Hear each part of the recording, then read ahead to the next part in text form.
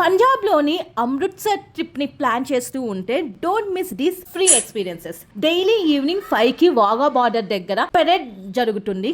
Crowd చాలా ఎక్కువగా వస్తారు. ఆఫ్టర్నూన్ 3 వరకు వాఘా బార్డర్ రీచ్ అయిపోండి. స్టేడియంలో సీట్ ఈజీగా దొరుకుతుంది. పెరేడ్ కంప్లీట్ గా చూడొచ్చు. అక్కడికి దగ్గరలోనే India's last railway station Attari railway station ఉంటుంది. వీలైతే వెళ్ళండి. Night time Golden Temple visit చేయండి.